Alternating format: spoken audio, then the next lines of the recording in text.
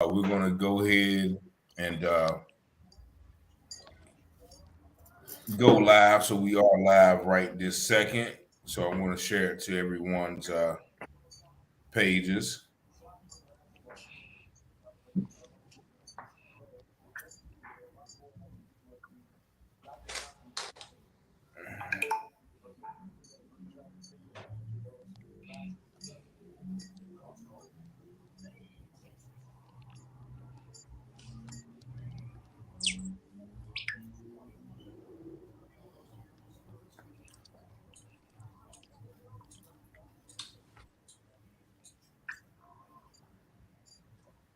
All right. So I want to go ahead and switch the microphones.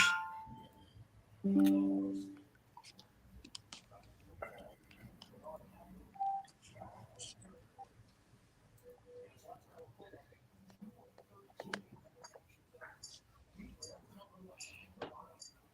all I can to deal with this addiction in me. But I don't change. I can't stay the same. But the sense that in my vein is trying just to kill me. Good evening, good evening, good evening. Welcome to another episode of tonight's U-Turn Show here on WBIS Awesome Radio 106.9 FM here in Greenville, North Carolina. Also 100.3 WYLT in Rocky Mount. I was certainly glad to have you guys on there today. If you have not already gone to our website, please visit the website www.wbisawesomeradio.org, where you can download all of our apps on the Google Store, the Apple Store, and Alexa. Also, this is a interactive show, so feel free to call in.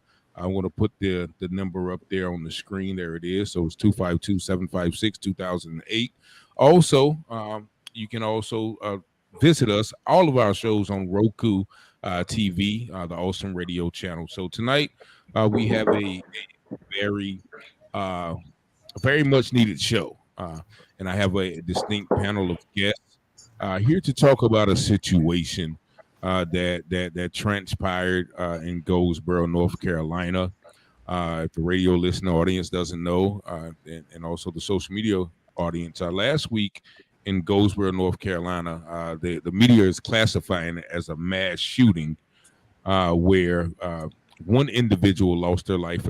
14-year-old girl, Joyonna Pearsall, and I do want to extend my condolences to her family, lost her life at a pool party with a bunch of teenagers, and actually she was one of, once again, 5 or 6 people who got shot. And we are having this show to kind of address the state of the Black community, where this activity has become so prevalent. We have become normalized to the violence.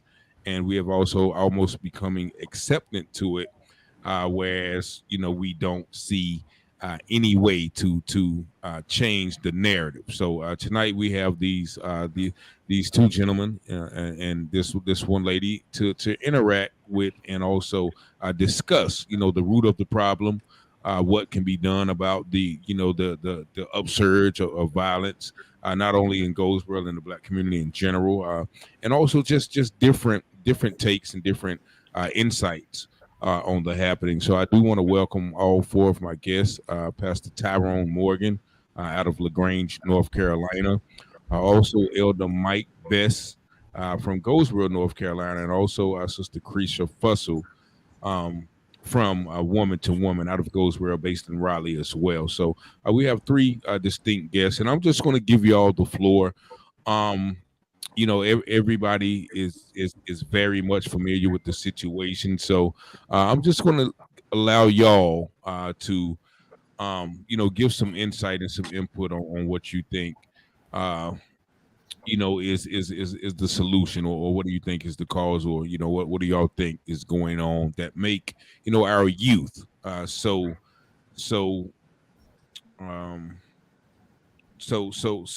inclined to participate in this type of behavior? Oh, well, I'll go first. No doubt. First of all, Richard, I definitely thank you for having me on the show tonight. As there has been times that I do, I have been in the community. I have seen a lot of things in the community. And, my thing is the hope is gone. A lot of times we have to realize that our children, because we're from Goldsboro, it's a smaller place, we have a bigger impact on our kids than what we think. That's where the new snitching comes from. And that's where all the things come from where you don't supposed to tell. That just comes from generations going down from when I was out in the street and I was doing my thing. So what we have to do is, and this is just my opinion, I think the major problem is the single homes with the ladies, and we need the men in the community to really step up and be counted. A lot of times what happens is if it's not your child, it's not your problem. But this is the thing that people don't realize. It may not be your child today, but it may be your child's child or your child's child's child. Tragedy will find you. So you have to be renewed first by the transforming of your mind. So first thing that we have to do is we have to begin to let the kids know that we are there and we do care and we are invested in their future. Give them something to do and hang the street. We used to go to the center. We used to have Black Family Day, which I'll talk about the thing that we're trying to do for the community coming up on the 10th of June that I spoke with you about.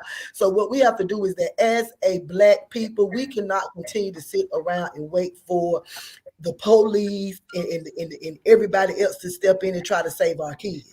And I think as in this season that we need our men to be on the forefront. They need to stand and they need to be counted. I definitely, certainly agree with that. That is one major factor in the I guess decline of the Black community, where we don't have any strong men. A lot of even back in my day, there was a lot of single parent households, but we had strong men in the community that would take those gentlemen who did not have fathers under their wings and not let them roam the streets without any guidance or without any discipline. So we're definitely going to touch on that later on. And I actually have my brother John Lane just joined us from the Glocks Down movement. Welcome. We're actually already live on the air, and we've already begun discussion. What we the topic is, about the deaths in the community, and so we've already started talking about how we can pretty much affect change. So I'm gonna go to Mr. Mike Best real quick, and I'll come back to the other gentleman and get his perspective and points of view on the topic. Yeah, I can only concur with what Sister Cretia said, specifically with men really getting in place and doing what's necessary to give guidance. The Bible says, and I'm paraphrasing it, that anytime you want to do damage to anyone's home, the first thing you have to do is bind up the strong man. So once the strong men have been bound up and taken out of place, then ultimately the children become displaced. I believe, as a father of five myself, that it's our responsibility as men to give identity to our children. And if the man is not there to give the children their identity, then they'll seek to get their identity from somewhere. So we live in a society that will give them everything that is deleterious. It will give them everything that is dysfunctional. It'll give them everything that will cause them not to be who it is that God designed them to be. But ultimately, it does start with men being in place. I think what has happened down through the years is that through the promotion of illicit lifestyles, through the promotion of sin, through the acceptance of, and this happened as of late, like over the course of the last maybe 50 years. Because even if you go all the way back to times where people in our community were oppressed, as a family, they still did everything they could to stay together as a unit. This is the reason why they understood that them coming together and being a unit, not just for their own home, but for the entire community, they began to police their own communities. Because there was always a strong man just about in every house, just about on every corner, making sure that the kids stayed on the straight and narrow. Now, of course, there was some that strayed away, but for the most part, there were people that were in place to make sure that we did what we needed to do. It was like, years ago, I remember hearing my mother talk about how if her or her brothers misbehaved at somebody else's house, they got beat at their house, and then they called down and told their mother what they did. And then when they got it, now we live in the age of people that have the not my baby syndrome. So it's like they live with you, you know their behavior pattern, but you don't want anybody else to correct them but you. But what happens if you're not correcting them while they're with you? Then whenever they get with somebody else and they begin to misbehave, then they begin to develop habits of not operating based upon structure and doing what's right. So I completely agree with what she started the conversation off with, is that men definitely have to get back in place and have to begin to follow the roles that God put us in place to do. Yes. Mm-hmm. All right, Mr. Morgan. We're going to come to you because, like I said, you do a lot of work and have been doing a lot of work in the county of LaGrange and in these situations. And what is your insight and input, on the topic of hand so far? So I think one of the biggest things that we face in our community is, and I'm gonna say that and don't mean it no kind of way, but I think with the absence of men being in the house, you have over-mothered sons. So and what I mean by that is that there were certain things when my dad was military. There were certain things I just didn't do because my dad didn't allow us to do them things. And so my dad gave me responsibilities at a very young age. I was made to cut grass at 8, 9, 10 years old.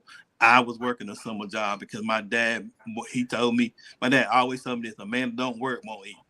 That's right. So I think when you get to these mothers, some of them tend to think that their sons or their boyfriends, and so they treat them a certain kind of way. Whenever they do something wrong, they don't want to be corrected, and so over mothering it, and it's not their fault. I will say that. The men, we need to take our position, but I've just noticed, you will see, I've been at the gas station, and the mama get out, pump the gas with her 12 and 13-year-old son as big as me, sitting in the car, watching her pump gas. So what is he teaching him? What is he being taught in that moment? That women take care of him. He go to the grocery store, he won't even go get, he get everything out the bag when the bags get in the house. I'm a firm believer in telling, like, you got these boys, they need to be doing stuff. They need to be taking the trash out. They need to be cutting grass. They need to be pumping gas. You need to teach them responsibility, because a man you can tell when men, especially young men, I'm talking about young men, you can tell when they don't have responsibility, because they have a certain attitude about them. They don't care about stuff. They normally don't have respect for women when they have that type of attitude. So that's one of the biggest things that I've noticed. And I try to correct it as much as I can. I happened to be at the gas station one day, and a little boy, 9 or 10 years old, he got out the car, pumped the gas for his mama. And I didn't have but $10 in my pocket. I said, young man, here, thank you for pumping the gas for your mom. But I think it's because, and another thing that I've noticed too, is that we have become so culturalized, and I call the Bible my instruction manual, but we become so cultural that we think everything we should do should be about money. And so we so hard about trying to get money and get nice things to give our kids that we don't have the time to give our kids. And so that's the couple of things that I've really noticed. Yeah, and actually, that is what our sister Gaines said. There are a lot of parents who would rather be a friend to their child than a parent. Every parent should know what is in and going on with their child's life, and that goes to the point of, once again, everybody having to chase the bag, or having to work and be away from them, which pretty much leads kids these days to their own devices, which is being raised by the internet. YouTube, certain music, things of that nature that's going to lead them in the wrong path. Mr. Lane, amen. Let's hear your input on the root of the issue. Okay. God bless y'all first and foremost. Bless you, sir. How you doing, sir? My tardiness, I called it late. I was actually looking for it to come through text. I looked on Messenger. I said, man, I've been waiting. My fault. That's all right, bro. Listen, I found God be all the glory. right? Yes. Yes. The enemy don't get no victory in this, Don't get okay? no- No doubt. Yes. I want to add in. I know I'm a little bit late, so I wanted to add on to what brother Mike was saying, and a little bit what brother Tyrone was saying about what Sister Fussell was saying. As far as men need to be present in the home, this is something we can all agree with. It's an absolute fact that men need to be present in the home, but we also need to be present where we can be present, right? Yes, Yeah, absolutely. that's true. You know That's what I true. mean? So a lot of men see kids misbehaving today, kids that will actually listen if you would just take the time out to talk to them, Absolutely. try to put yourself in a place Yeah. where you can identify with him. Mhm. Because our reality is men are not in the home. Our reality is these things are happening because of that reason.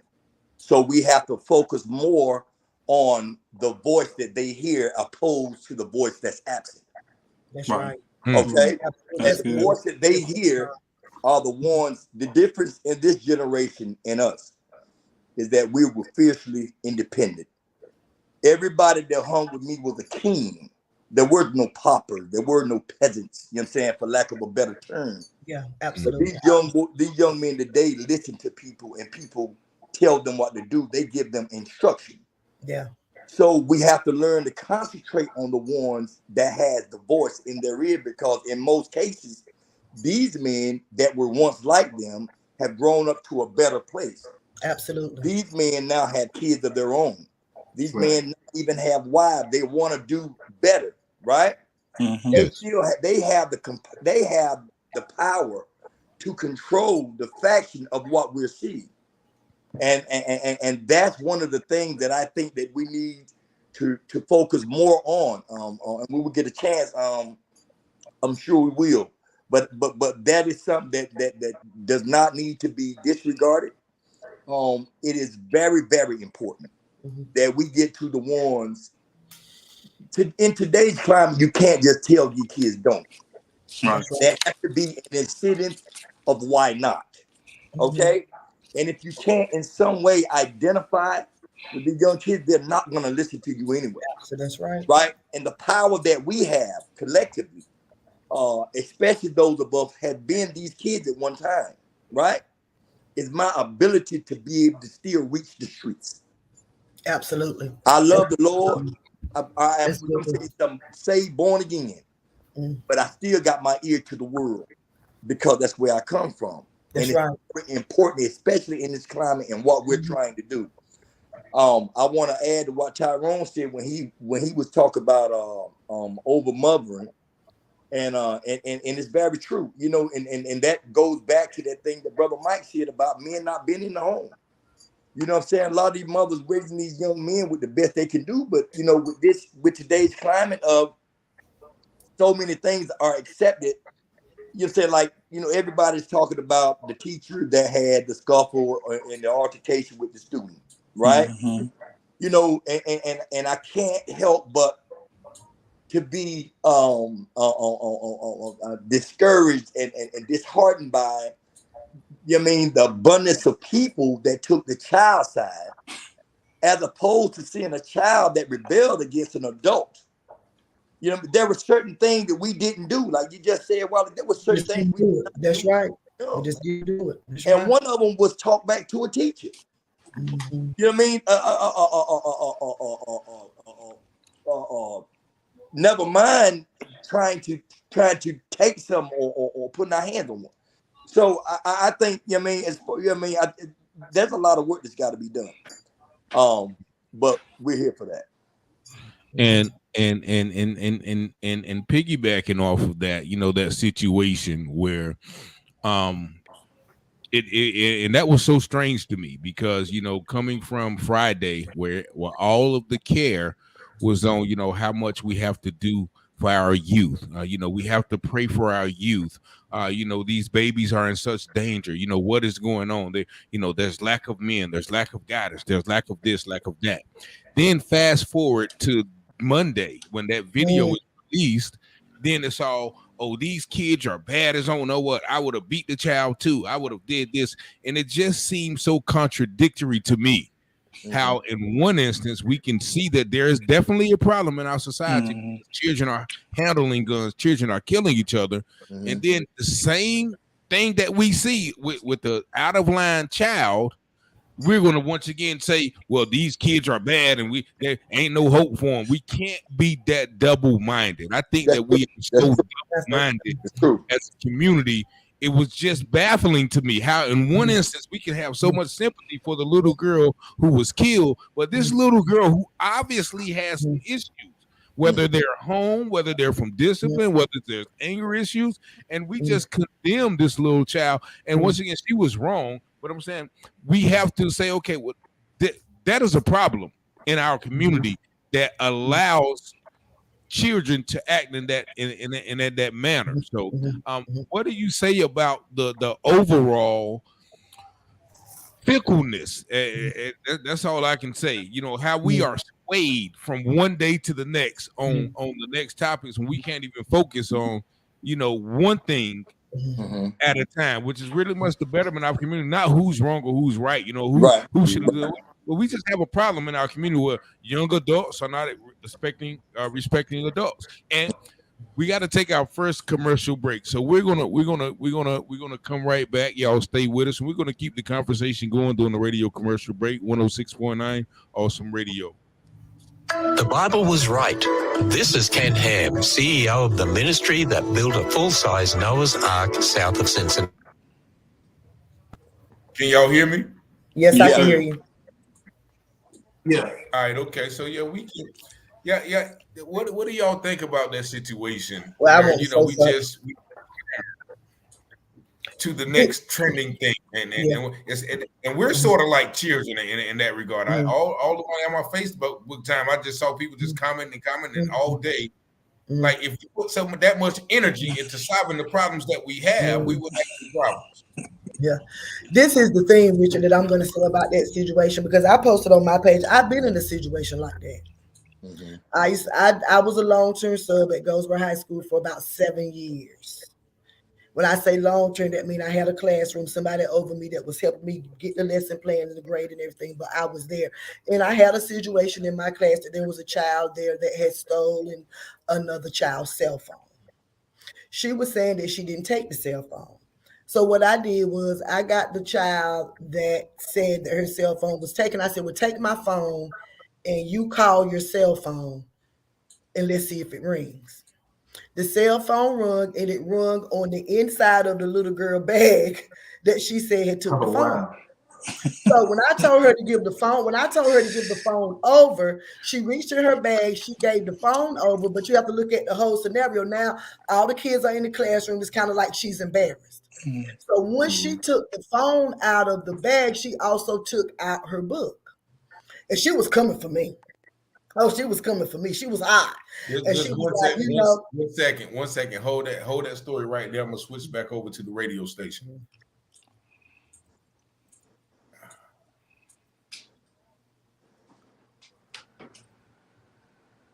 These streets, oh Lord, can you help me?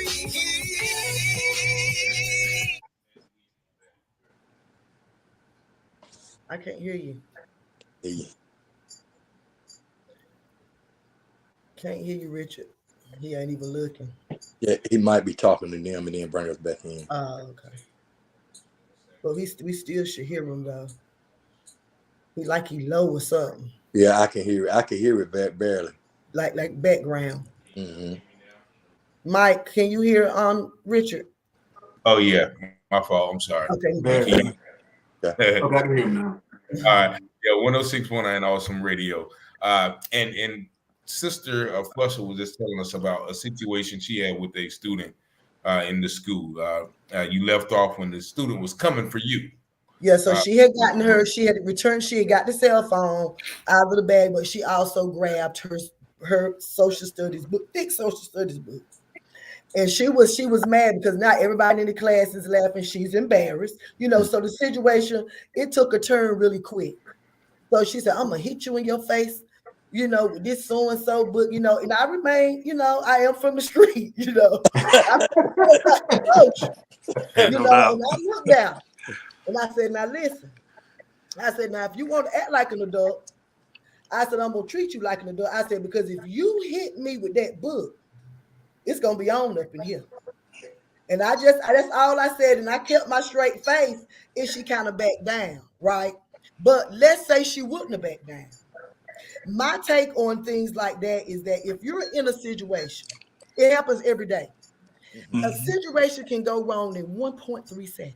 That's right. There's a lot of people that's locked up for murder that didn't intentionally mean to kill anybody. Right. So we have to, when we watching videos, we have to remember that stuff happened in real time.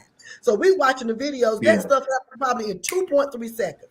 So if you have a child coming at you, coming behind your desk, number one, you're a substitute, so you're not really properly trained. You know, if the criteria haven't changed since I've been summoned, you're not properly trained to handle that type of aggression, number one. Okay, number two, you don't know that lady. You don't know what she kind of day she had. You don't know what she been through. You don't know what she going through. So to sit here and say, well, you don't know what you would have done. Because I cannot sit here and tell you if she would have hit me in my face with that book. As a woman of God, I'm not going to sit here and lie before God and say, well, I just would have called the principal. I don't know what would have happened because I would have been in the moment. The thing about it is everybody wants grace, but nobody don't want to show no grace. Let's tell the truth.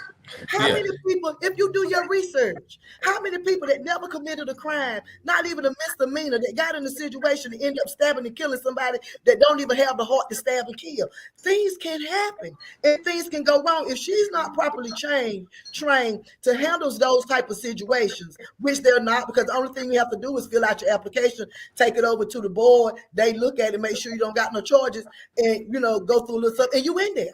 So versus a teacher like Keisha Smith has been teaching for 25, 30 years.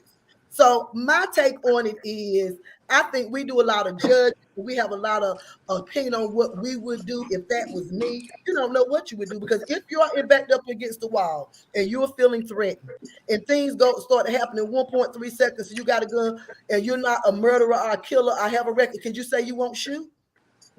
No, you get people in jail. They go to jail for it every day. Right. So we have to be able. Right. The main thing that I'm saying is that it's not about who's right or wrong. Everybody wants grace, but ain't nobody willing to extend no grace. Yeah. And in order for God to give you grace, you got to be willing to extend it to somebody else. Right. And that's just how the cookie crumbles. So instead of being right, wrong, or indifferent, a situation happened that got out of hand. So let's spend time figuring out what we need to do as a community so we can deal with not just that situation, that we can kind of try to work with getting the situation. Has anybody reached out to the board and found out the criteria of being a substitute teacher? Has anybody put forth the effort to see what kind of training are they getting to de-escalate the situation instead of posting on Facebook what they would or wouldn't do? Let's do something. When you see something, say something. But if you see something and say something, let's do something. That's gonna matter. Can I add to what she's saying real quick? Go ahead. I want to hit on a couple of points. The first point I want to hit on that she said right at the end about there is nothing true about the people are killed. You know what I mean, and didn't even plan to do it. You know what I mean? I've known people that still fight to this day to get out of the penitentiary.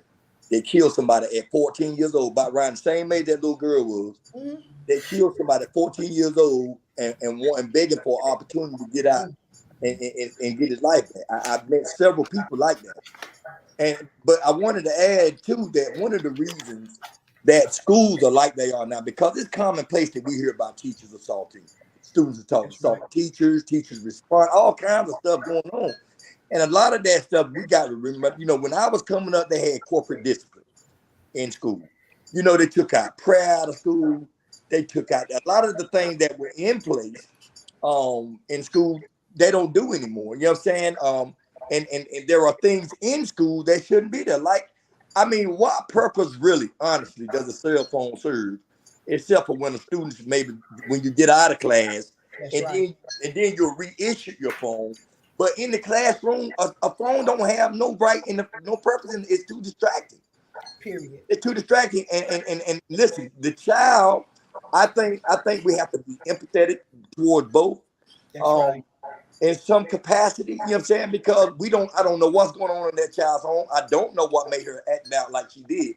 But I know that good parenting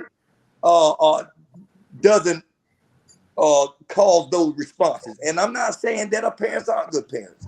I'm just saying that there is a breach where you got a child that young willing to try to assault a school teacher. And like Sister Foster said, if this teacher would have had a little bit more training, maybe she could have used different a different tactic, right? And it wouldn't have got out of hand. But That's right. you know what would have happened at the same time? The little girl would have had a weapon. It's just we got to take our last station break, but we're going to be right back here on 106.9 Awesome Radio, the U-Turn Radio Show.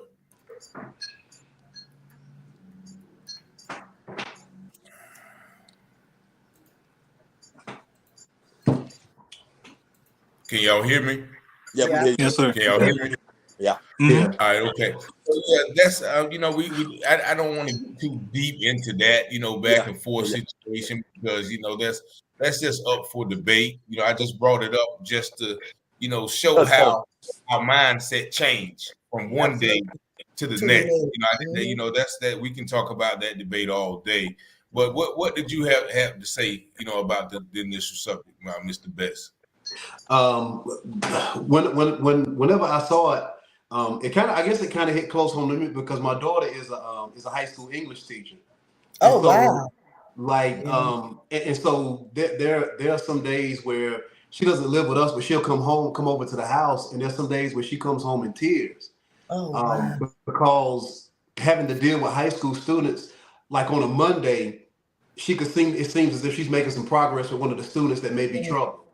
And then she puts a bandage on a certain aspect of that child's life. They go home, and the good that it appeared that she did was stripped away as soon as they walk in the front door. So now here's a child that seemed to be progressing on Monday, comes back on Tuesday, and it's like the conversations that they had never even took place. But to the point that Brother John made, she said in her classroom, she essentially, whenever they come in, cell phones go away. That's right. I keep a desk full of cell phones, mainly because, like you said, there's no need for you to have that while the lesson is going on. And so, and to your point, Sister Keisha, I think more probably could have been done in terms of the training to diffuse situations like that. Absolutely. But in the moment, it's fight or flight. It's like it's either one of those situations to where that's right. A place that when it gets thick, I run. Or that's right. That teacher appeared not to be the type that will run. That's right. That's right. I'm just glad in my situation. I'm glad Jesus, I'm glad Jesus was in the room when mine happened, because I didn't know. I'm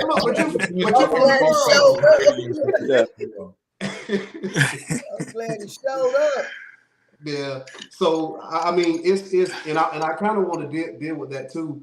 I guess whenever we come back, I know you. How far away from the? And we are back here on 106.9 Awesome Radio here with a distinguished panel of guests, and we're talking about the state of the Black community, the violence, and the culture of disrespect and just overall disregard for each other's life. And we were talking about the students and teachers in school and just the disrespect. You can continue on, Elder Best. Yeah, one of the points that I wanted to make is really just adding definition to what culture is, or what the Black culture is. I've adopted the thought process, and some people may not agree with me, but what they have ascribed to us as a community, as our culture, I really don't accept it.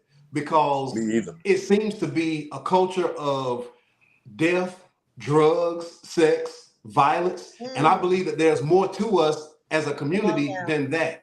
Right. I think they take the worst part of who we are and make that actually our culture. So what I decided as a husband and as a father, I'm going to create a culture for my own family.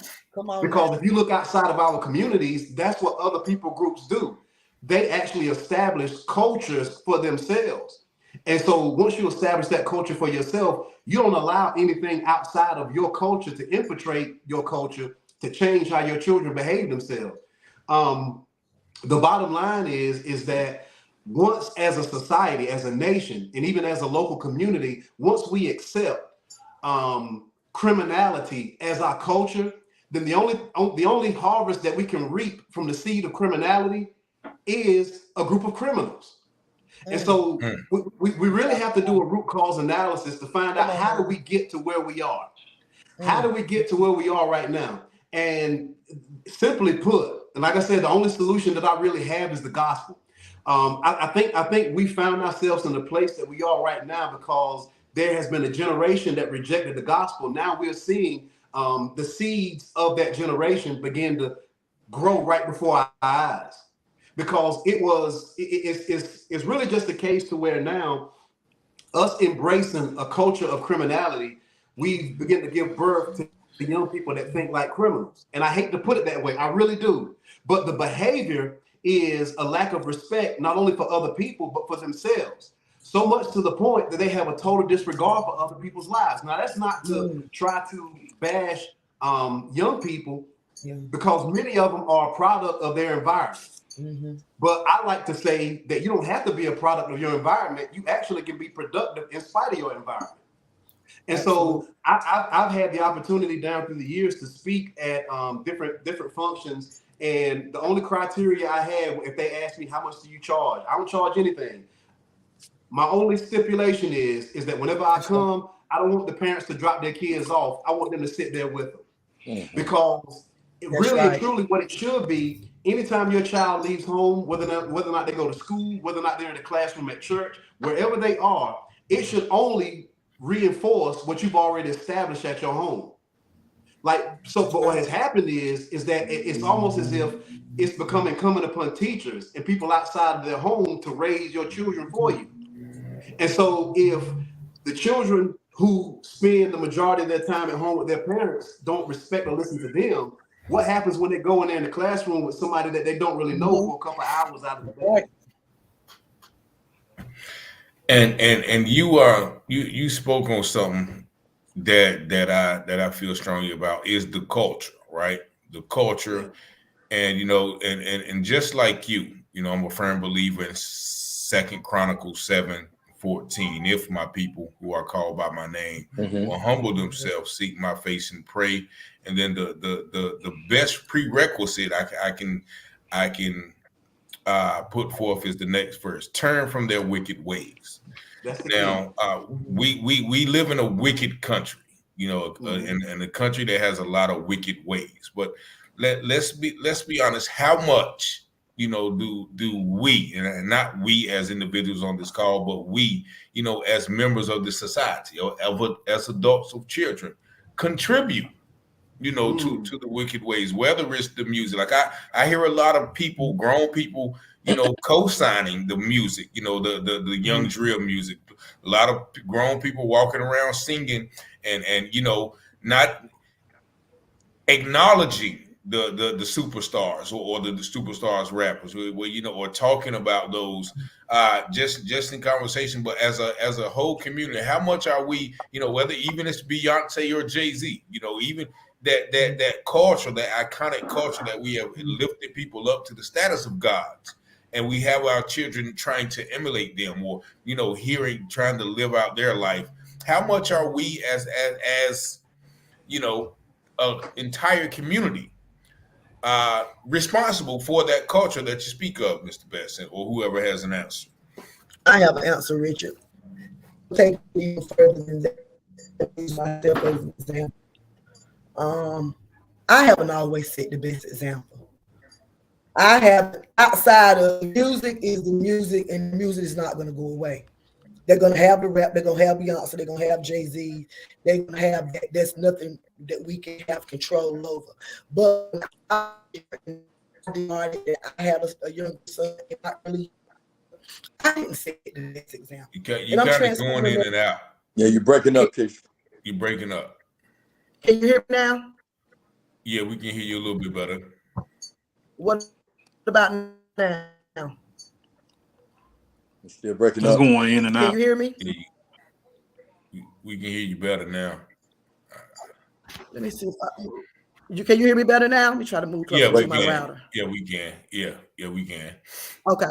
So what I was saying is that, outside of the music and the impact that the music have, I said I'm transparent enough to say that when I should have been creating a better atmosphere and being more purposeful in my life for my son, that I didn't always make the best choices.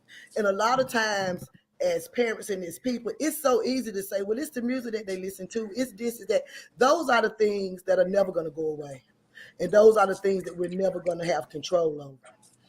But what we have to realize is a lot of this stuff stems from gang banging in the streets. And as a single parent myself, and as a woman myself that advocates and stands for women, honestly say that a lot of this stuff, like you said about over mothering, a lot of this stuff happens because if I have a son and I'm in the projects and I'm struggling, and I do my best to lead him the best, if he gets out in the street and he's able to bring in a couple of dollars and he's able to pay a couple of bills, in this generation, that's where the disconnect comes in. So we begin to make them feel like that the things that they're doing, making the money, and that's where the friend, mama friend, and son friend, and my mama, like my sister, because they start being an asset, not really thinking about the penalty that's going to happen when one of them dead in the street. I'm a woman myself, and I thank God that my son, I moved my son out of Goldsboro, and he's 26 years old. He does what a 26-year-old does. He has his own family, raising his daughter, doing what he needs to do as a man. But he never got caught up in that type of drugs and things like that. But the core of the problem, I don't think, is the music. Because the music comes after they're already in a position or in an environment where they want to be with the drug dealers and the Crips and the Bloods and my set, this and that all comes along with it. I just think it's more or less that, like Mr. Brown said, that he wanted to set the culture for his family. But there was a point in time, y'all, when we was coming up, that man down the street was just as much responsible for me as my father was. Right. The old man next door, the grandma next door, but she seen something went right, she called and she told my mama. So I think in our culture, this mind my business, that ain't my child, I think that's a major part of why we are where we are today with the community. Because we as a Black community, we are not standing up for our kids. You don't have to be my child for me to tell you what's right. And so when we got away from the village raising the child, and because you was a single mother, there still was a couple of men in the neighborhood that'd get with you if you weren't right, I think that was the beginning of the breakdown that we had in the Black community. All right. Yeah, I wanted to speak to that real quick. I think you raise a good point, Sister Creisha, especially about the whole idea of the village, the community, and the not telling, and I'm just gonna mind my business and all of that. I think that's something that we have to. I think that's something that we have to dispel. I'm just listen. I'm a law-abiding citizen. I get up and I go to work every day. If you come in my neighborhood and I feel like you're doing some crime, I'm telling. Look, you can see my face on it. I'm telling. Listen, I'm that old man that is telling. I'm telling on you because the reality of it is that there's a lot of things that have taken place and a lot of harm being done simply because somebody said it's not my business. Well, that's right. I mean, but I also wanted to speak to the aspect of the music, because when it comes to that, much of what we see take place is more spiritual, I think, than what we're really willing to give credit for. So there is a spiritual component that comes along with the music. There is a spiritual component that comes along with the music, to the point, if you go all the way back to biblical times, that was before Satan was kicked out of heaven. When he was Lucifer, that was his gift. Whenever he was kicked out of heaven, that he still was able to communicate. Like, music is the only thing that we have in life that is able to penetrate the heart and the conscience of a man without his permission. All of us that are up here right now, we learned our ABCs, but we didn't learn the letter, we learned the song. So it's like music is the way that messages are carried out, and it is the most effective way for messages to be carried out. That's how people for the most part learn. So the people that are perpetrating this music literally tell you in the music they have given themselves over to Satan. And the music is no longer just a song, it is a spell that is being cast over the young people and over the community. And so whenever you begin to recite those lyrics, you begin to speak things on yourself to the point that a child that was acting one way one year is a totally different person the next year, because there's now pretty much they've been opened up to demonic infiltration. I agree. And so this is what's happening. And so I've said this before. Television and radio are the only two avenues that allow people to come into your home that you would never invite into your home. Because if somebody walked up to you and just talked the King Von lyrics to you, they just talked it without a beat, you would be appalled at the way that they spoke to you. If somebody just came and just talked Cardi B's lyrics with no music behind it, you would be just devastated at the fact that a child is speaking like this to you. But if they can put it to a beat, they can hide a message inside of it. Music is like this. Whenever we go to church, I believe all of us that are on here are believers. We've accepted the misconception that when we go to God's house and we begin to lift our hands in worship to music that's been dedicated to God, that something happens inside of us to uplift us. Well, what happens whenever we begin to recite and to lift our hands to music that was dedicated to the devil?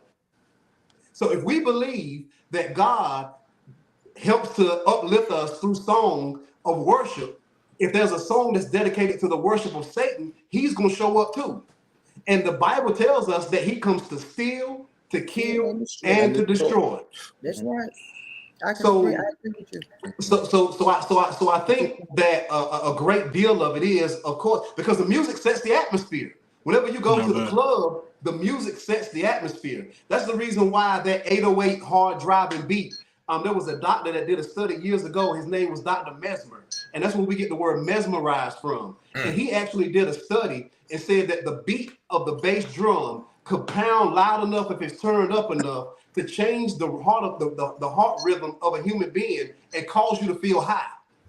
That's the reason why whenever we used to go to the club, when you walked into the club and that song began to thump, you ain't drunk nothing, you ain't smoked nothing, but you just want to get into the atmosphere and be excited about what's going on. Because music is such a powerful weapon that the enemy uses that. Adolf Hitler said, if you give me the music of a children, I was just I can about to bring control that those up. children. Mm-hmm. You give me, if you give me the music of a nation, I'll be able to control their youth. And that's what we're seeing.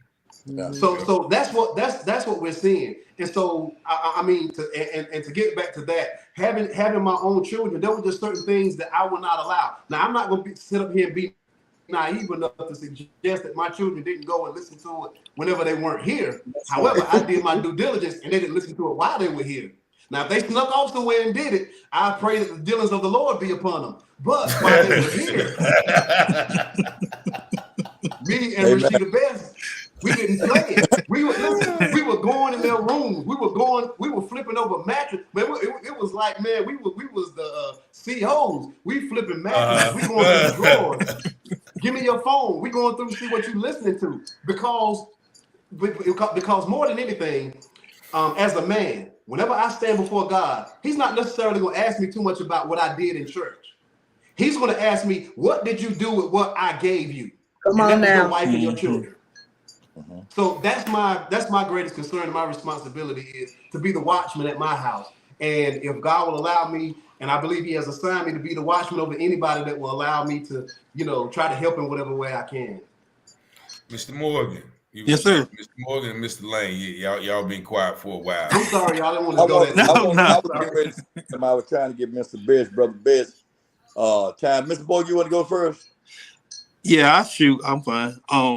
I wanted to hit on the teacher thing. If that would be me, I hit a teacher, I would have cried to the teacher, not let my daddy see that thing. Okay. Because my daddy would have the brakes off of me. I promise you, he would have never said nothing to the teacher. It'll be me because I know better. That's what he would have done, first of all. But I think part of the stuff we deal with, I think as a people, we are overly emotional. I think we do not deal with I don't think we deal with our souls well at all. And if you're talking about the music is the soundtrack to our dysfunction. I think the music that we hear, we fall in love with what it says, but it displays something that's negative for Black people. So you don't understand why a white woman that has never met a Black person and she's scared. It's because of what she's seen on TV and what she's seen on a rap video. So that stuff is something when people don't know you, like if you never met somebody that if you see a biker and he's got tattoos on and he's got a trench coat on, we're going to be scared when he walk in there because we think he's going to do something. Because the images that we allow people to portray us as, it really speaks volume. And that's one thing I hate about with Black women. When you see them on TV, you see them argumentative. You do. And that's what you see. Turn on anything on TV and see what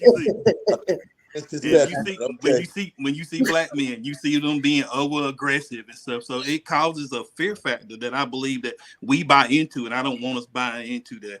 But something I want to speak to that I think we overlook from the time I was a child to now, there's been a lack of separation between adults and children. That's right. When my mom and dad had company, we were in our room or outside playing. That's right. You come to people's houses now, the kids sitting in there having a conversation. They know more tea than you do. Come on now. You know, and so they feel like they're on our level. There's a level. Look, my dad was military, so I come up a little bit different. But they was a level. They were people that was, with us, we didn't want to be called yes sir, no sir, because we felt like we weren't old enough. But everybody that I was around, I had to say yes sir, no sir to.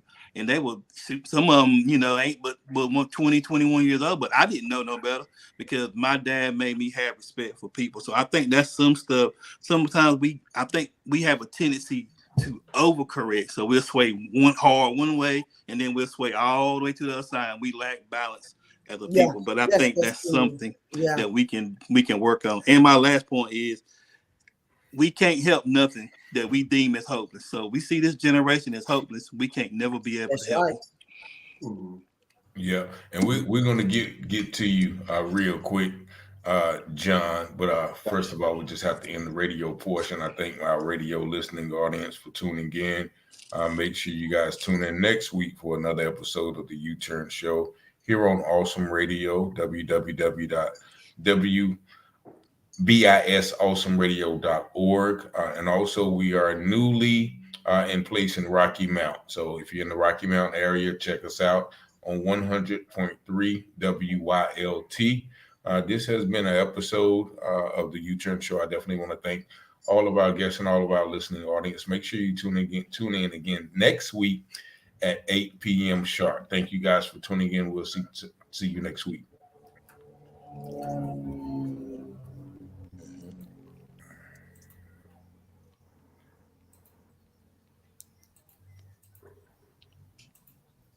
Can y'all hear me?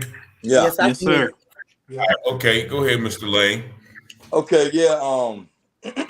I want to touch on some things, man. You know what I'm saying? Because when we talking about this show that we talking about right now, that we on right now. Yeah, we on. We're talking about the state of the Black community. Okay. And I've heard a lot of things that everybody sees. But I want y'all to remember, you got to ask yourself, how did we get to this place? That's right. Okay. We're not living out a narrative that we created for ourselves. Come on now. We're living out a narrative that was created for us. Mm-hmm. For as far back as we can go. And I ain't even going to take you back to Reconstruction America. I'm going to take you back to the Civil Rights Movement. And during the Civil Rights Movement, when we began to come together, we became the biggest threat on American soil. We are the most disadvantaged, disenfranchised. We are the only controlled population of people in the world. We as a nation of people have been given a limited amount of resources to succeed in life. Yeah. What we're seeing is just the culmination of all the malevolent intentions of the government that was set in place. When I say that, this is what I mean. There is ghettos for a reason. Black people make up 12.5% of the U.S. population, but yet we account for something like 35-40% of poverty. Okay, our children sell drugs that are not even indigenous to this country. Okay, there is a proliferation of guns in our communities, but none of us own no gun stores. Okay, these things have been put and placed in our circle for a particular reason. We are the only nationality, ethnicity of people that were intentionally by the government denied access to housing, access to land, access to things that would create generational wealth. And what we're seeing is the same thing that we saw years ago after the civil rights movement. Okay, when they ushered in all of these new exotic drugs into the community for people who didn't have any other resources, you had no examples to follow of people who had success stories in your community, or you're living in the projects, you're living in the ghetto, and your mama is the only one in the house, and all, you know what I'm saying, and so we know that this is what the drug game stemmed from, and then from that, guns became a thing because it took a certain mentality to run them streets and to operate out there in them streets. Yeah. But the whole time, Black people legally are not gaining any more traction. You can go into any Black community today across this nation, and you're not going to find, we make up 0.5% of the businesses in this country. That's an appalling number. Okay, we own 10 times as many businesses before integration as opposed to after integration when things were supposed to be better. When you got people and you got children that walk around inadvertently and subliminally, go into stores and you never see anybody that looks like you, it creates an attitude to desperation. Mm-hmm. There is a reason that we're living in this chaotic atmosphere that we're in. And it ain't got nothing to do with us. It does, but it doesn't. Yeah, it does. Listen, I said it does, but it doesn't. It were things that were strategically put in place for the most part. But we do have the power to change it. We have the power to change it, but it takes the collective. It takes us coming together and saying and putting. This is what I heard. I heard Louis Farrakhan say not long ago that we've been depending on white people to do what Black people are capable of doing for ourselves. Yeah, they have reparated every nation, even the ones that we had nothing to do with their destruction. But they have failed to reparate the ones that they've done the most damage to. Now, we spoke about the music. The music does play a large part. But we also have to bear in mind that the most damaging part, the most detrimental part, is that they're allowed to perpetuate gun violence. All the music ain't bad. When you got artists like Kendrick Lamar with songs like "We Gonna Be All Right," and songs like DNA, you got artists like J. Cole, who speaks about the unity and the amalgamation of our nation. Yeah. You know what I mean? But on the flip side of it, you got record executives that encourages the perpetuation of gun violence. You know what I mean? Like Brother said a while ago, you listen to some artists like Lil Baby or The Baby or Kodak Black, and that's all they talk about is murdering one another, bro. It has no real content. It don't even have no real substance, right? And so there is so many things, man, there is just a myriad of things that we're facing as a nation.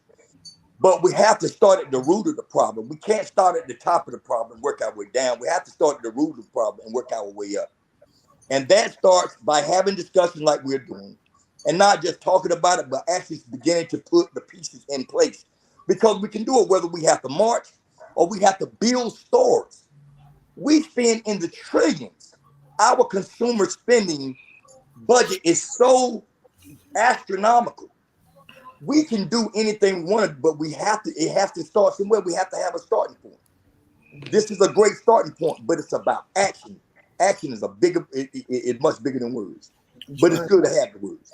I want to piggyback real quick because what you're saying is very true. And I noticed that, you know, when I was in Gaithersburg, Maryland, this past weekend. Now, Gaithersburg is one of the top 3 richest counties on the East Coast, right? And walking around Gaithersburg and seeing people, everybody's so nice. Everybody's, you know, opening doors for you. They're talking to you, speaking to you. Why?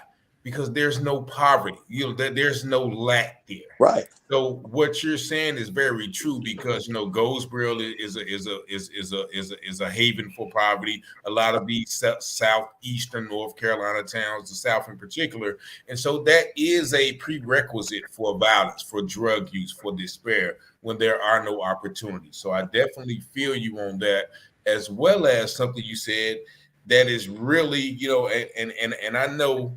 You know, we have to take a responsibility for what we know and what we do and what our actions are. But so, like you said, subliminally, subconsciously, even, you know, growing up in school, we never learn anything about the greatness of black. There you go. You know, we're always taught the greatest writer was Mark Twain. We're always taught the greatest scientist was Louis Pasteur. We always taught George Washington was the greatest man alive and never told a lie.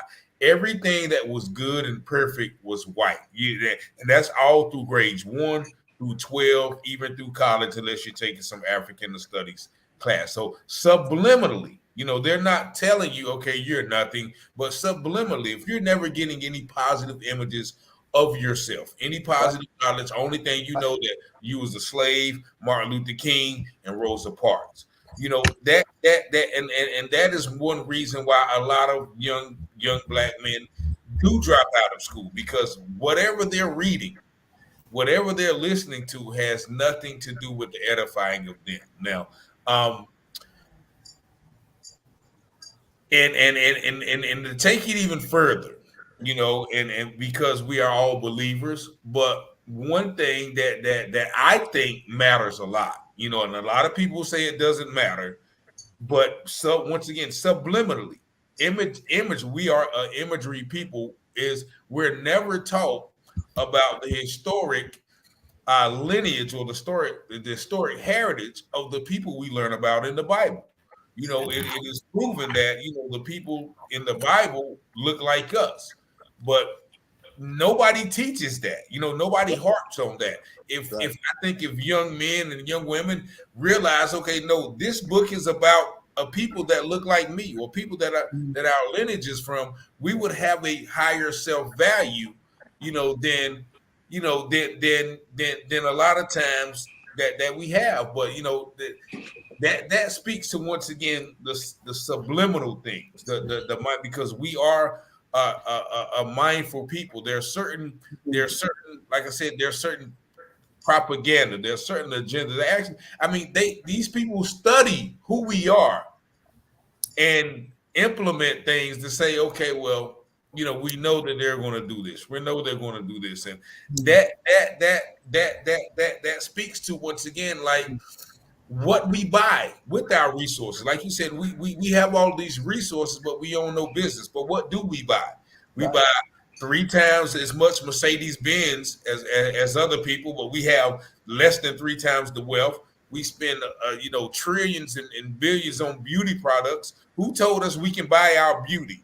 You know, we spend, you know, so much on things to enhance our value, because we've been told for so long that we as a people are not valuable, and our children have adopted this mindset. And so, you know, some of these I want to say, Richard, have adopted these.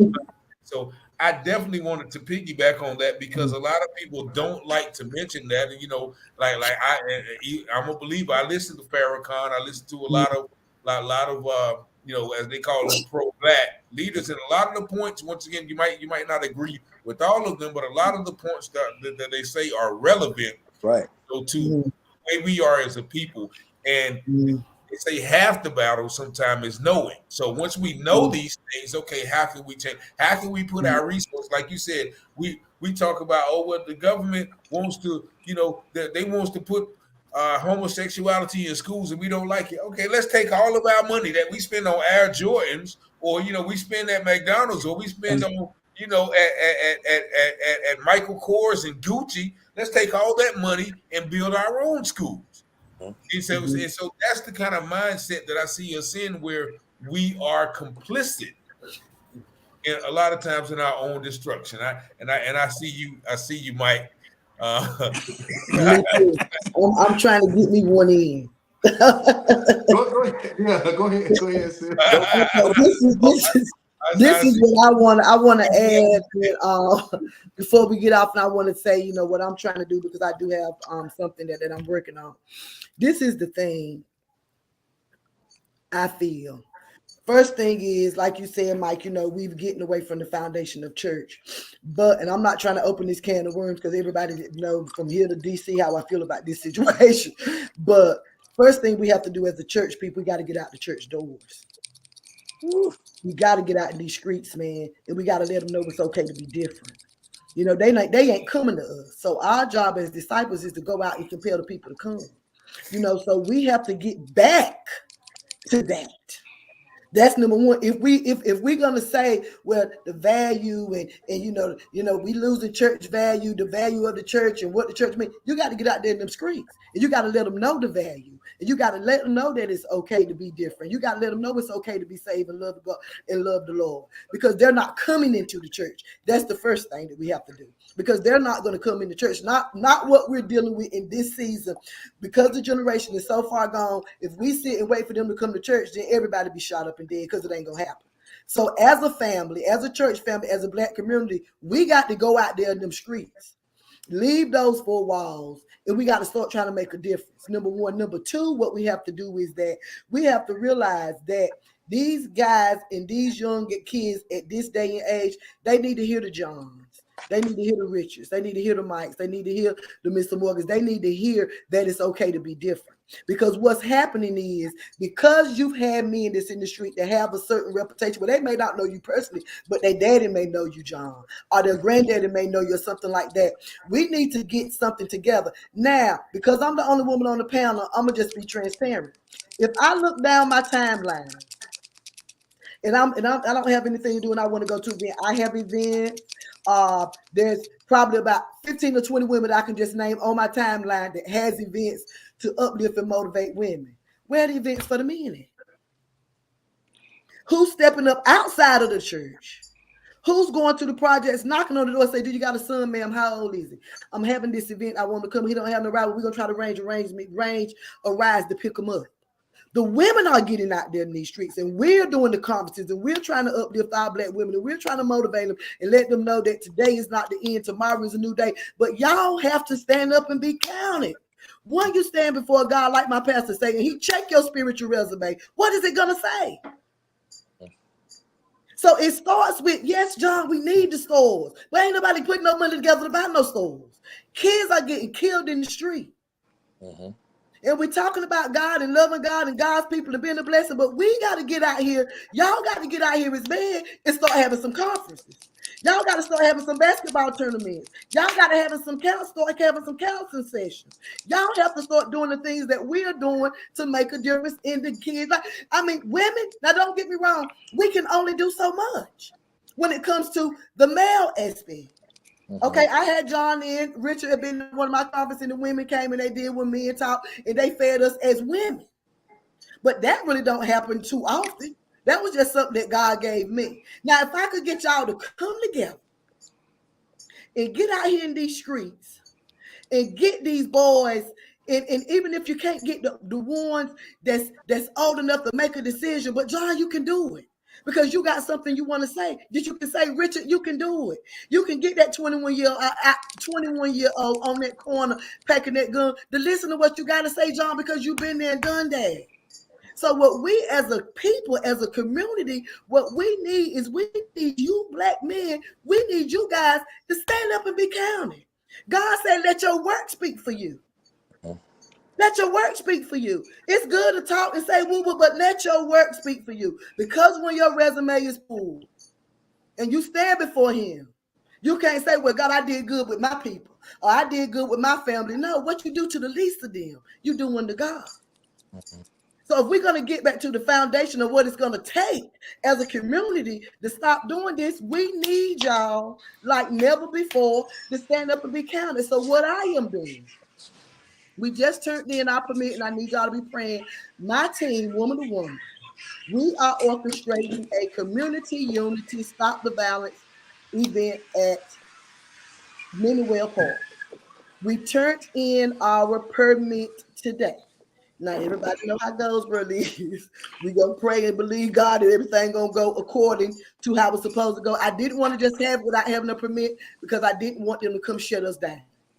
I talked to Richard on yesterday. I talked to John. We got AJ. We got Tony Lewis. We got some men that's been out there in them streets. Only thing that me and my team is going to do is because that we're women. I got Craig Mercer, which is the ambassador of my church from New Jersey. He's got some ideas. He's going to try to bring some of his friends down from Jersey. What we're going to do is that we just going to get the place, get the grills, which Rich said he's going to help with that, get the food, get the people going to come. What I'm trying to do is I'm trying to reach out to every woman, man that has ever had a child. It don't matter if it was 20 years ago that got killed in the street. I need a picture because we need to be visual. I'm going to take those pictures and I'm going to blow them up, and I'm going to get me some sticks and I'm going to put them in the ground all over the park because we're going to be visual. What I need y'all to do is, I told Richard, I said, Richard, we're going to set everything up. I need you, whoever going to speak, what type of time they got. John going to bring his shirts, his lockdown movement. You know what I'm saying? I'm going to have some shirts and things out there, and I'm going to fall back, me and my team, and I'm going to let y'all do what y'all need to do to try to save the community. The only thing we're going to do is just like help me. Midwives, we're gonna set it up. But when it's set up, I'm trusting and leaning and depending on you, John and Richard and Mike, if you're available, and Mr. Morgan, if you're available, and anybody else in the community. It's not a woman-to-woman thing. It's a cry for our Black men to stand up. And because I'm adamant about that I'm willing, me and my team, which we're already in the process of doing soon, we're looking at June the 10th. But I'm not putting anything out for sure until I get the permit, which was submitted today.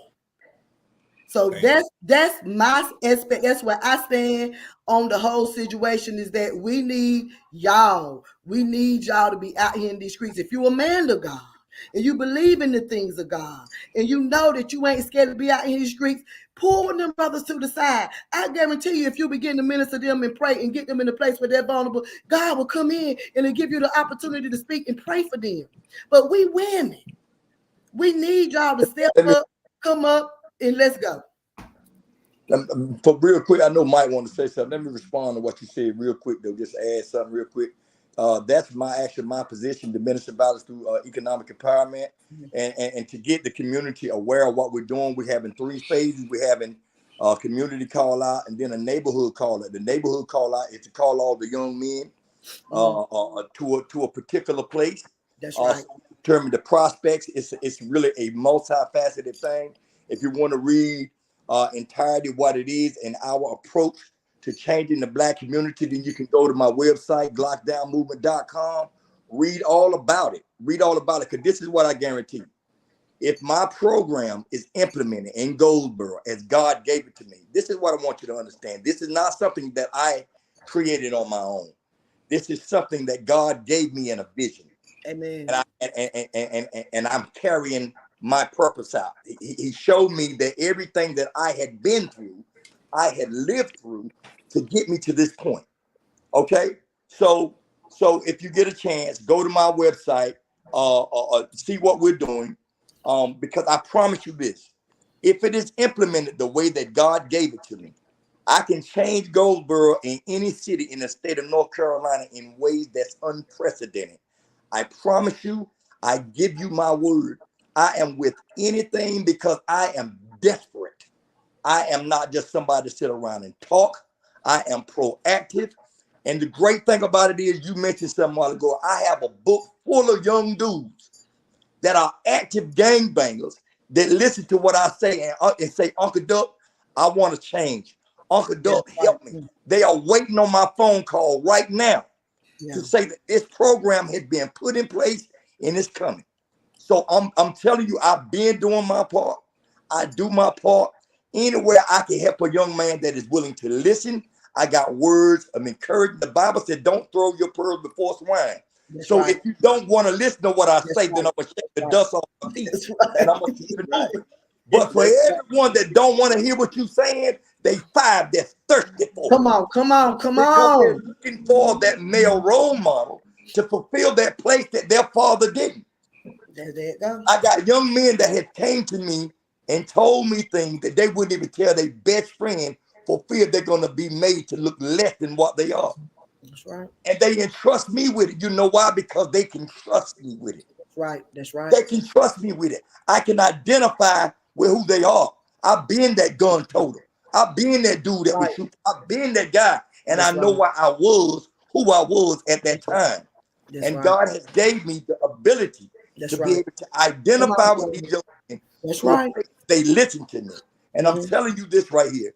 As long as I got air in my body, I'm going to pursue what God has given That's me. right. That's It's right. going to flourish. It's going to succeed. Amen. Y'all, the redemption Come of on black now. lives Come on now. Come on goes now. away. I promise you. Right. I promise you. I ain't on this panel for no reason. That's right. If you get a chance, y'all go check my website out. Yeah, Go read about it. I just posted it in the comments. So yeah, Absolutely. I just checked it out. And I wasn't meaning like individually, just y'all guys. I was just saying as the black men, period. So I'm not like pointing out what you need to know. I'm just Yes. saying as the strong black men, we need to come together.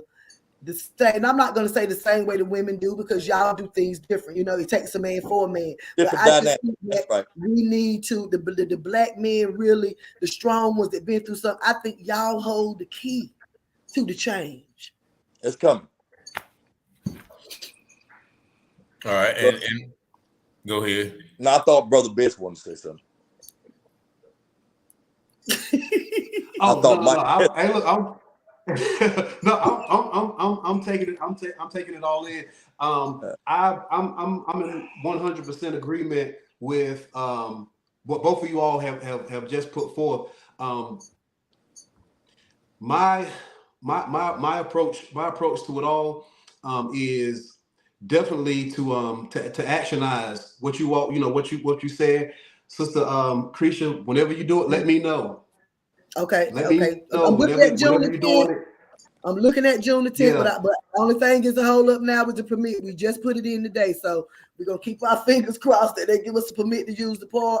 If not, I'm gonna still have it if I have to go another avenue. But I really want that you do. Y'all remember Black Family Day? You know what I'm saying? That we used to have in the park. I want it to be something to that nature. We can all get together. It's a unity thing. I know sometimes women, we're kind of a little bit better at, getting the ball rolling.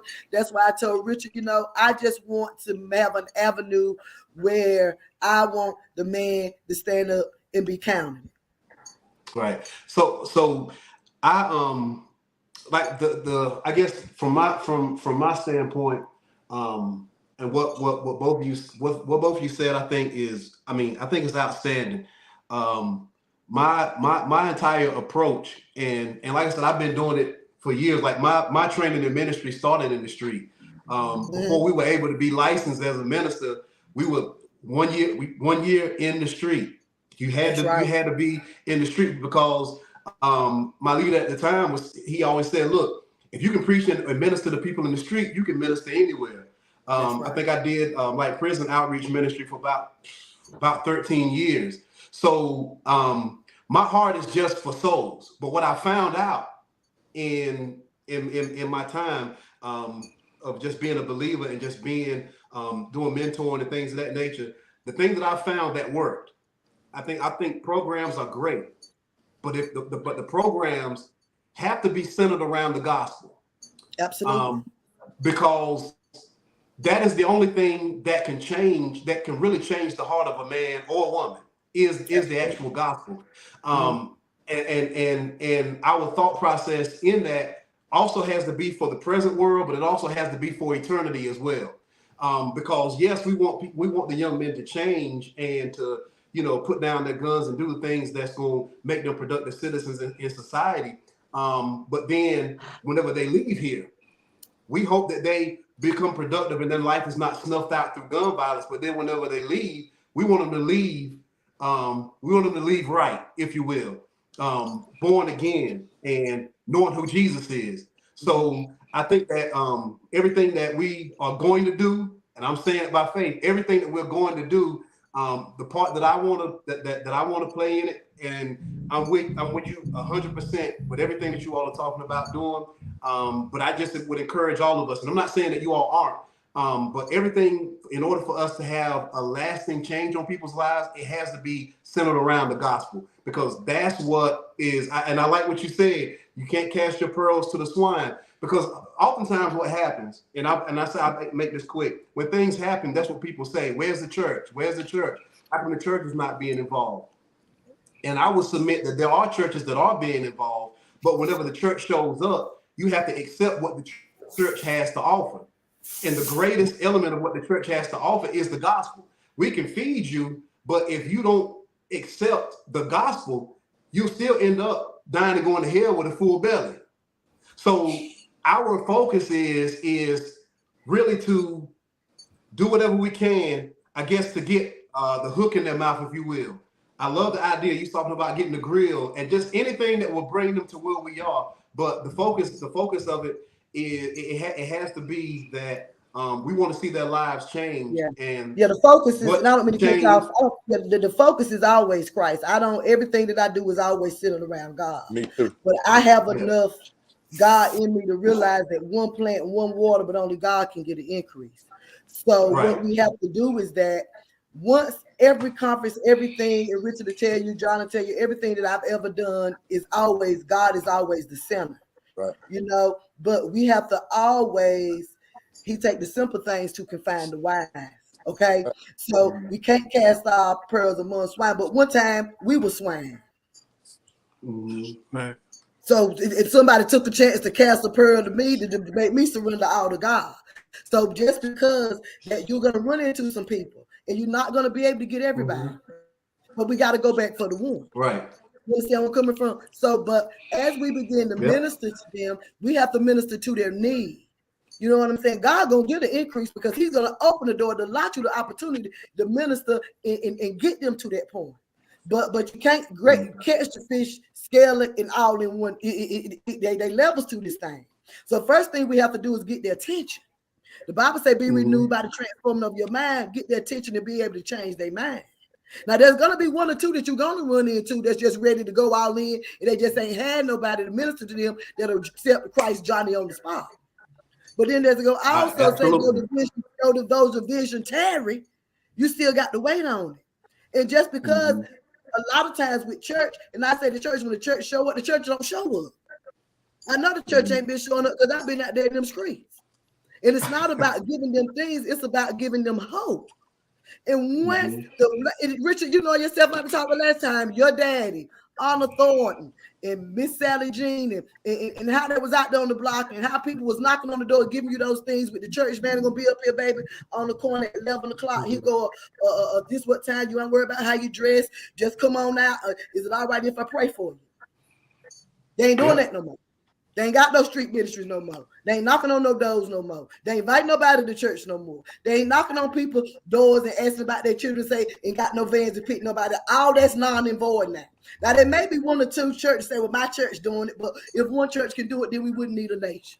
Okay? So as far as, and everybody know how I feel like that on the church thing, you have to get out there in them streets. My church is fully active. Apostle Lisa and Craig Mercer, they fully active 100 street ministry all the way to the end.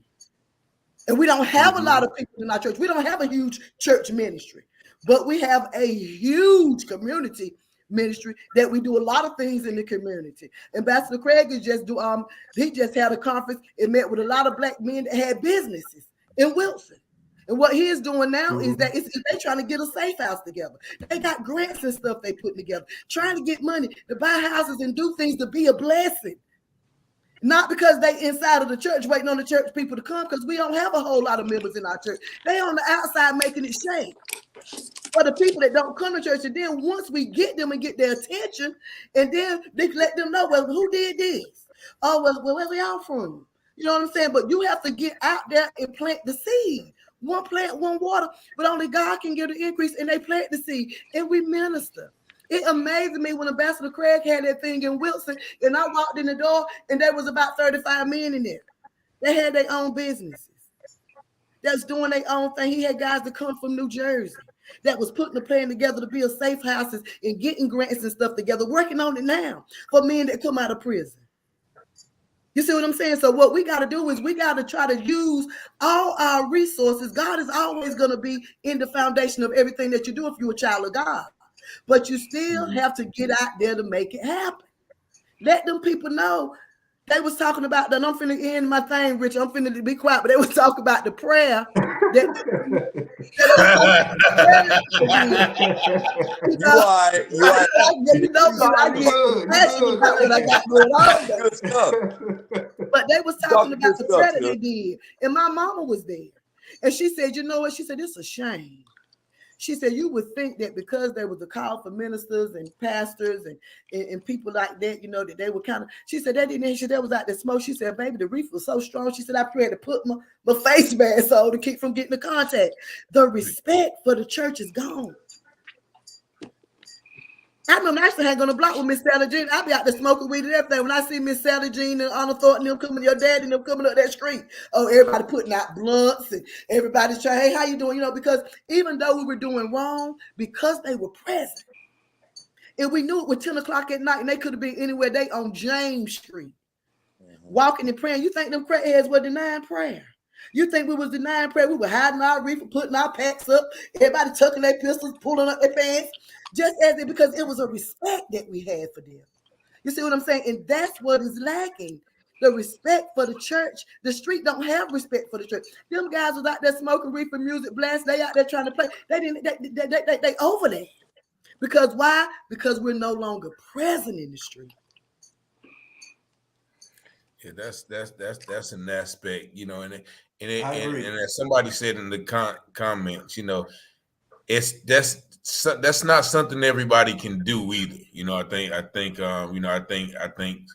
sometimes we want, you know, people to get out there. Everybody don't got that in them, you know. So I guess we got to give grace, because some people ain't been out there. Some people don't know how to reach those guys. You know? I think it bear in mind to mention too, Rich, when you're saying that, because I get what Keisha is saying. I honestly do, Miss Sister Fussell.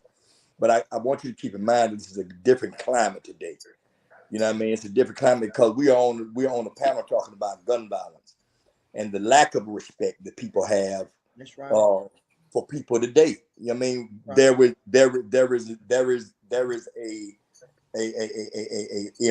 There is a lack of cultural morale. For lack of a better term, there was just a lack of respect for your fellow man. I mean, any time, you know, we live in a country now that last year they had more mass shootings than they did days of the year. But we've become so impervious to gun violence that it takes somebody going into a kindergarten in order to put it on the news. You see what I'm saying? 2 or 3 people, 4 or 5 people to get killed now don't even make the news no more because we become so immune to it. You understand? So I think it always bears in mind that you always got to, you know what I mean? It can still happen, but you just got to be careful. Yeah, you got to be careful, but you got to be careful now because it stopped. See, if it was something that when they passed the torch to us, John, when Anna Thornton and Miss Sally Jean and Richard Daddy and all those people that would do that street ministry, when they got old, when they couldn't go out there, and when they passed the torch, if we would have picked it up, it wouldn't be nothing new. It'd have been what when they first started hanging on them streets, they would have said, the church folk gonna be coming through here. But see, now it's sticky because it's something new. Because we dropped the ball as a church community. But if we would have kept them church vans rolling, and we would have kept knocking on them doors, and we would have got that torch when Anna Thornton and Sally Jean and all them would have got it and kept the ball rolling, and we wouldn't have had this break in between, it would have been smooth like it's been because it was something we all creatures of habit. You see what I'm saying? The problem now is because things have gotten so bad and we have not been doing that and we have not been accessible to those guys in the street. Now the problem is, how do we reiterate ourselves as the body of Christ that we can go out and compel the people to come and be safe at the same time? We dropped the ball. That's what. That's why it can be reinstated. It can be reinstated, but it's gonna take time and methodical planning. And one thing I want to go back to, because the conversation started with once again the gun violence and the young lady who was killed, and apparently once again from my understanding a flyer was put out, and the people, the children who put out the event, said that the ops were welcome too, on the flyer, which ops meaning enemies.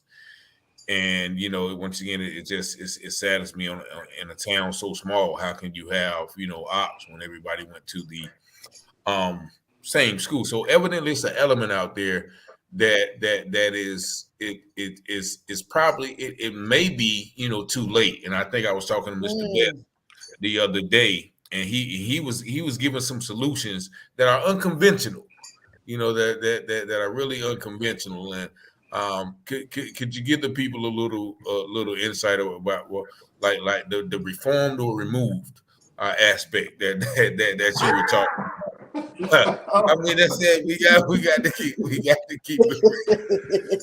Yeah, no, it was something that I read. It was something I was reading, and the person that had written that article, I think it was in Minnesota, where the mayor had given the gang members, the drug dealers and people that were a part of that element who they had given opportunity to change, that made up their mind that they just weren't going to. And they were giving the people like $10,000 to relocate. Oh wow! To just to look and for a period of time that level of crime in that particular area went down because that element element began to leave. But I want to say, like I said, I'm concerned because of the climate that we're in. Yeah. Like Brother John was saying, the climate that we're in is Sister Cretia, when you were talking about Elder Thornton and Elder Taylor and those guys, the gospel is still the same. Even though we're living in a different element, the gospel is still the same, and I believe that it still has the ability. It has the ability to change people. Absolutely, yes, it does, and to change the hearts and the minds of those individuals. But what we cannot do is, again, I said it, I think earlier, we got to get to the root cause analysis of it. Much of what we're seeing take place. For all of us that are Bible readers, the Bible talked about these days would come where these things were going to happen. Yeah. And we are in that time. Like, we're seeing that unfold right before our eyes. Whenever the disciples asked Jesus, how do we know that we're going to be in the end time? How do we know? And when Jesus, I think it's in Matthew 24, where he was talking about, we gave the Olivet discourse, and he was telling them what to look for. Everything that he said was going to happen is happening before us right now. So again, we are in a warfare that is gotten more intense now than what we've ever seen it before. Because we live in a fallen world, for one, but now we're seeing a generation of people again who have gotten so far from God that there are people like Bro Rick said, that, let's just be real about it, they're afraid to go and be a part of the element and go out into the streets and the minister, and that's and it's understandable, but they still have a place. They still have a place in the fight that we're waging. I just think that we have to be very, very conscious of the fact that we're living in the time that the Bible says that the things that we see happening are going to happen, but it doesn't mean that we can't do our part, because there's a part that we all have to play to make sure that we're doing every single thing that we can. I was excited. My daughter sent us a text message this morning. She's 16 years old. She's a sophomore at Eastern Wayne, and she's a part of the FCA. And she was excited about the fact that they were able to win. I think it was 4 young people got saved at school today. Our pastor, Pastor Ravon Ravenel, who goes and volunteers, I think it's at Frank. Mm-hmm. He was able to lead about 4 or 5 young men to Christ at school. So there are people that are doing things, and it's kind of like on the individual level. But like you all are saying, us coming together can be more impactful. But we also have to make sure that we do our parts as individuals, because all of us walk past somebody in our neighborhood. All of us drive past people on our way to church. Right. You know, all of us see the opportunities. You know, the Bible says that the harvest is plenty, but the laborers are few. There are few laborers. I mean, when we look at the story of the Good Samaritan, how there were people that were on their way to do a good thing, all the while they passed what they needed to be doing. There was a person that was beat down. So I think that if there's anything to blame the church for, is people, the individuals that make up the church, sometimes have gotten so focused on their service within the 4 walls, as you said, that they bypass the one that's on the street that's hurting. And so, because even in that story, there was a priest that was on his way to church that walked past the person that was beat up and bleeding and left from there, and somebody came along and helped to bandage him up. But I like I said, I'm in agreement with what everybody is saying. I just wanted to also to really just make sure that we that and not saying that you're not, but that the fuel that continues to keep us going, because it'll fizzle out if we don't allow the message of the cross to really just fuel everything that we say and everything that we do. And like I said, I'm excited about what. But this is the dilemma that I'm having. This is the dilemma that I'm having with this situation. If the violence is in the street, and the kids that's in the street that's doing the violence, they in the street. Okay. So if we ain't going out in the street, and I get that everybody, they say people, if you're an elderly person, that's fine. I'm out there in the street because God got my back. He backing me up, and I know who's sending me. I know who my assignment is, and I'm willing to sacrifice what I got to sacrifice to be a blessing to God's people. That's just me. You know what I'm saying? Right. But if the people are getting killed in the street, it's the guys that's in the street that's toting the guns, doing the drive-bys, killing the kids, and doing the things they're doing, and we ain't out in the street. What we gonna do? No, you got to. How we gonna get them? You got to take it to the street, but how we gonna get them? That's the point. And I understand what you're saying, but excuse me, John. I understand what you're saying, Mr. Best. I really do. But when you look at the bigger picture, I could have a woman on my job and I can minister her, and that's me doing my part. But she ain't picking up no gun out there on that corner, doing no drive-by, killing no children. So what we have to figure out, if the church, and it's not about blaming the church, because I'm a child of God. I have, my church, my pastor, my church family and everything, I just feel on my side with my church family, our mission is just different. Okay. So, but I'm saying if the guys got the streets in the gun, and we said, you got to spread God, you got to let them know, about the presence of God. God is going to be this inside source. He is really the reason that we doing all this, to get them from that point, even after they put the guns down, make sure their soul is not lost in eternal hell, right? But if we ain't got enough heart to go out in the street, how we going to stop them? Yeah, I think, once again, it's a mission. It's a separate mission for everybody. Once again, everybody can't go. Like the ones who can go, going to go. Like I said, I'm going to go. So some people can't go. Like some people. I get that, but I just want to let him know the bigger picture, because the streets is where we having the problem. I understand. Like my brother Dougie Ashford said. He said, from working at a school in Wayne County that gets students from every high school in Wayne County, these kids have ops from situations that are 40 to 50 years old. Example, Southside Webtown 800 versus Northeast Jungle versus Southside 800. I believe that it's going to take what everyone else is saying.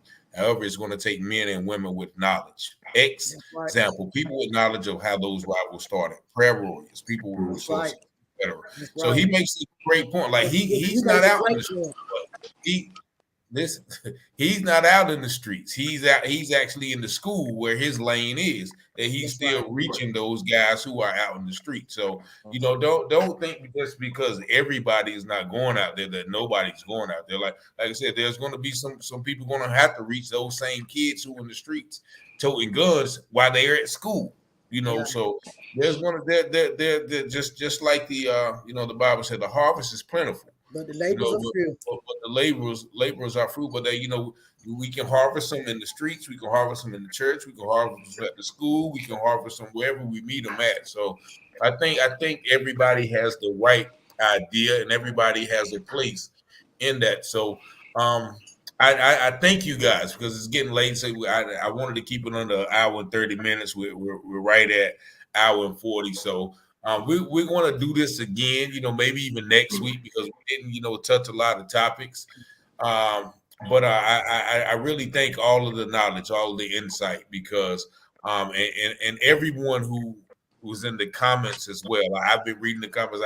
I couldn't share them all like I normally do because the conversation, we have so many guests. So I can't read each and every individual comments. But if y'all go back and read the comments, we definitely had a lot of good insight in there as well. So I think this is a start. The Glocks Down movement, like I said, make sure you go to that page.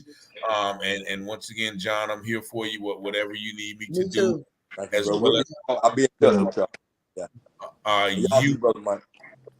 Yes, sir. Yes, sir. Yeah, the woman to woman June movement. the 10th. Let me get this insert. June the 10th. We're doing the community union Stop the Violence event at Minniewell Park. We submitted our request for our request today so we can get the permit. As soon as they let us know whether or not the permit will be granted, I will be having flyers. Mr. Best and Mr. Morgan, I hope that y'all can join us. Anybody that's on this live, that's a male. The women, you can come in and assist, but that's a male that would like to stand up and be counted and have something, 5 or 6 minutes that they would like to share with the community. Please, all are welcome. It's not a woman's event. It's basically for the community, but we need our men to step up and be counted, and we're going to allow y'all to give y'all a space where y'all can do so. And Richard will be handling that side. All right. And I'm gonna just let each individual start with Mr. Morgan, end with a, comment or, some insight or, anything that you guys have planned in this regard. I won't say a lot because there's a lot been said, but I will end with one of the things that I think is instrumental, and I think it's even something that may be missing in church, is the mentorship. It's like discipleship to me. Mm-hmm. And I think sometimes being able to walk with the kids, because I actually volunteered with a group at Wayne Academy. We go there on Tuesdays and we talk to some of the students there. And we were talking earlier, like some of the kids, the guy was 14 and he said he knew one person that wanted to kill him at age 14 because he was in the game, which blew my mind when he said that. So I think our ability to also to be in where they at, create a safe space for them to come, because some of the conversations they had, I guarantee they wouldn't have with their parents, but it's a safe space for them and they're able to come in and talk. So I think us having the ability to mentor and take the time, because that's something I'm really diligent about. I love mentoring. I think that, and I even think that is something that you can carry in from the body, because mentorship is the same as discipleship. And if you notice that Jesus walked with his people for 3 years. That's right. So we have to learn to walk with our kids. So I will end with that. Okay, thank you, Mr. Morgan. Mr. Best. Yeah, I think this has been a great discussion, a great opportunity to dialogue with all of you. Like I said, I met 2 new friends tonight. I'll say that, and so I just look forward to just being able to be a part of whatever's going on. That's going to incorporate souls being saved and souls being added to the kingdom. Anything that I could do from that standpoint, I'm all in. You guys give me dates of what you got going on, and I definitely try to do all I can to be in attendance and to be active in whatever is going on. Because again, it's going to take all of us that have a heart for God and a heart for God's people to get involved in what's going on, and just play our part in wherever we are. I just believe that wherever we go, we're carrying Christ with us, and I believe that God will allow our paths to cross with people who we'll have the opportunity to have an impact on their lives, whether it be at our job, whether it be in the grocery store, whether it be at the gas station, whether it be in schools, wherever it is. Our mandate is to let our light shine, and we're surrounded by a lot of dark.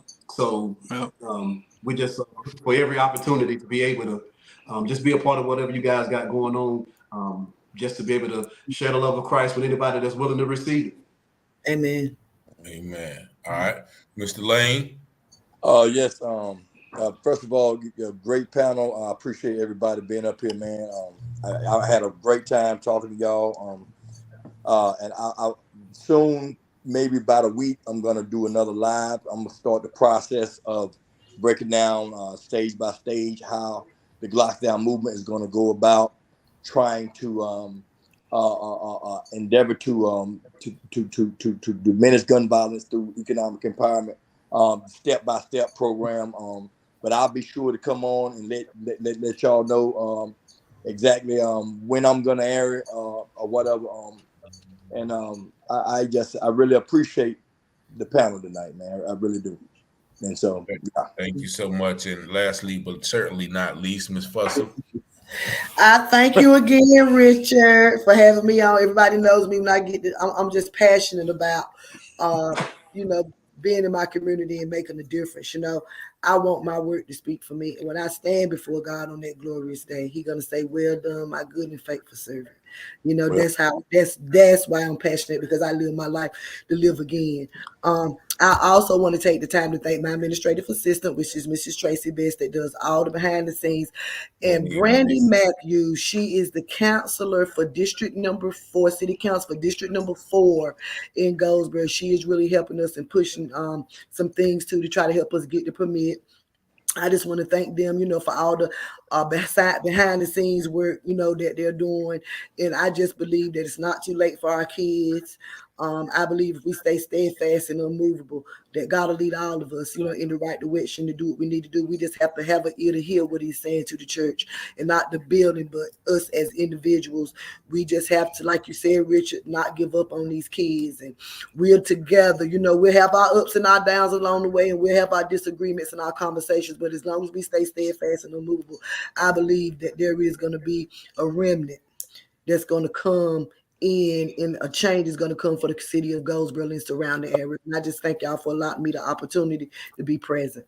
All right. And I just once again want to thank everybody who tuned in via Facebook, YouTube, and the radio. We're going to, probably continue this discussion sometime soon. And we're going to, move forward with all of the events. But I pray that this has been enlightening. I pray that this has inspired someone as well, to take their place in the community. I definitely hope it inspired men to, kind of step up and do what is needed, to kind of to just rectify, once again, as Mike Best said, and first, to take control of ours, you first have to bind the strong man up. So yes. We have to bind by many things, but now it's time to be loose and take our place. So I thank y'all. Good night. God bless y'all, and we will see y'all next week. Y'all have a good night. Love you all. All right, y'all. All right. All right.